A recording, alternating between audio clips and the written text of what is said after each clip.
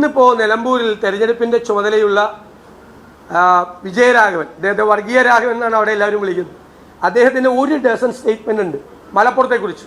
മലപ്പുറം മുഴുവൻ തീവ്രവാദികളാണ്, മുഴുവൻ കുഴപ്പമാണെന്ന് പറയും. ഏറ്റവും അവസാനം പ്രിയങ്കാ ഗാന്ധി ജയിച്ചപ്പോൾ പറഞ്ഞു തീവ്രവാദികളുടെയും വർഗീയവാദികളുടെയും വോട്ട് കൊണ്ടാണ് പ്രിയങ്കാ ഗാന്ധി ജയിച്ചതെന്ന്. നിലമ്പൂരിൽ 95,000 വോട്ടാണ് അവർക്ക് കിട്ടിയത്. 65,000 വോട്ടിൻ്റെ ലീഡാണ്. അവർ 95,000 വോട്ട് പിടിക്കുമ്പോൾ 29,000 വോട്ടാണ് LDFിൻ്റെ സ്ഥാനാർത്ഥിക്ക് കിട്ടിയത്. ആലോചിച്ച് നോക്കി, അവിടുത്തെ മുഴുവൻ വർഗീയവാദികളും കൂടി പ്രിയങ്കാ ഗാന്ധിക്ക് വോട്ട് ചെയ്തു. അങ്ങനത്തെ ആ ഒരു ഭൂരിപക്ഷ പ്രീണനവും ഡൽഹിയിലിരിക്കുന്ന ഏമാനന്മാരെ സന്തോഷിപ്പിക്കുകയാണ് ഇപ്പോൾ പിണറായിയുടെ മെയിൻ ജോലി. ഞാൻ ചോദിച്ചല്ലോ നിങ്ങളോട്, പാലാരിവട്ടം പാലത്തിന് ഒരു എഞ്ചിനീയറിംഗ് പിഴവുണ്ടെന്ന് പറഞ്ഞപ്പോൾ പാലം തകർന്നു വീണില്ല. UDFിൻ്റെ കാലത്ത് തുടങ്ങി LDFിൽ തീർത്ത പാലത്തിൻ്റെ അന്നുണ്ടായിരുന്ന മന്ത്രിയെ കേസിൽ പ്രതിയാക്കി. കോടതി ഇടപെട്ടില്ലായിരുന്നു. ഇബ്രാഹിം കുഞ്ഞ് ജയിലിൽ പോയത് എഞ്ചിനീയറിംഗ് പിഴവിൽ മന്ത്രി എന്ന് വിളിച്ചു.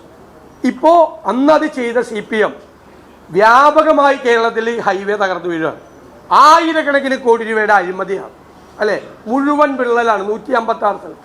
ഞങ്ങൾക്കൊരു പരാതിയില്ല എന്ന് മാത്രമല്ല, മുഖ്യമന്ത്രിയും പൊതുമരാമത്ത് മന്ത്രിയും ഇവിടെ ഇബ്രാഹിം കുഞ്ഞിനെതിരെ കേസെടുത്ത് അവർ ഡൽഹിയിൽ പോയൊരു സമ്മാനപ്പെട്ടി, എന്താണാവോ ആ പെട്ടിയിൽ?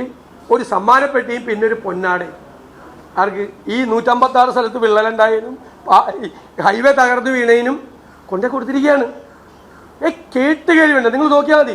പാലാരിവട്ടം പാലത്തിൻ്റെ കാലത്ത് UDFിനെതിരായും ഇബ്രാഹിം കുഞ്ഞിനെതിരായും പറഞ്ഞ പഞ്ചവടി പാലമാണെന്ന് പറഞ്ഞ ആളുകൾ ഈ ഹൈവേ നിർമ്മിക്കുന്ന ഹൈവേയുടെ അതോറിറ്റിയായ മന്ത്രിക്ക് പൊന്നാടയും പ്രീണിപ്പിക്കുകയാണ്. കാരണം എന്താ? BJPയുമായിട്ടുള്ള ഇടനിലക്കാരനാണ് ആര്? നിതിൻ ഗഡ്കരി. സന്തോഷിപ്പിക്കുകയാണ്. എപ്പോഴും ഒരു കേസിലെന്ന് സ്റ്റേറ്റ് ഗവൺമെന്റിന് ഒരു പരാതിയില്ല. ആലോചിച്ച് നോക്കിയേ.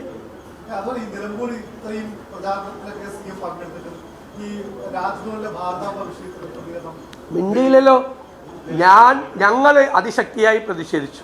ഇതിൽ ആദ്യത്തെ സംഭവത്തിൽ RSS നേതാവിനെ കൊണ്ടുവന്ന് ഇവിടെ പ്രസംഗിച്ച് മുൻ പ്രധാനമന്ത്രിമാരെ അധിക്ഷേപിച്ചു ഈ രാജ്ഭവൻ ക്യാമ്പസ്.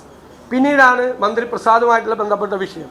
ഞങ്ങൾ അതിശക്തിയായി പറഞ്ഞു, രാഷ്ട്രീയ പ്രചരണത്തിനും മതപ്രചരണത്തിനും രാജ്ഭവനെ വേദിയാക്കരുത്. മുഖ്യമന്ത്രി സർക്കാരിൻ്റെ പ്രൊട്ടസ്റ്റ് അറിയിക്കണം. മിണ്ടി കൊടുത്തിട്ടില്ല. കാരണം രാവിലത്തെ ബ്രേക്ക്ഫാസ്റ്റ് പുട്ടുംകടലയും ചർച്ചയിൽ ഗവർണറുണ്ട് നിർമ്മലാ സീതാരാമനായിട്ട്. നിർമ്മലാ സീതാരാമനോട്ട് കേരളത്തിൻ്റെ മുഖ്യമന്ത്രി ചർച്ച ചെയ്തപ്പോൾ കേരളത്തിലെ സാമ്പത്തിക പ്രതിസന്ധിയെക്കുറിച്ചും കേന്ദ്രം തരാനുള്ള പൈസയെക്കുറിച്ചും ചർച്ച ചെയ്താന്ന് ചോദിച്ചപ്പോൾ ഒന്നും ചെയ്തില്ല എന്ന് പറഞ്ഞു. പിന്നെ എന്ത് ചർച്ചയായിരുന്നു നിർമ്മലാ സീതാരാമനായിട്ടുള്ള പുട്ടും കടലയും ചർച്ച? അതിലെ ഇടനിലക്കാരനായിരുന്നു ഈ ഗവർണർ. ഭയങ്കര സ്നേഹമാണ്, എന്ത് ചെയ്താലും മിണ്ടൂല്ല. ഞാൻ പറയില്ല, ഡൽഹിയിലെ ഏമാനന്മാരെ ഭയന്നാണ് കേരളത്തിലെ മുഖ്യമന്ത്രി ഇരിക്കുന്നത്. കാര്യം എന്താണെന്ന് നിങ്ങൾക്കറിയാം, ഞാൻ ഇടയ്ക്കിടയ്ക്ക് പറയേണ്ട ആവശ്യമില്ല.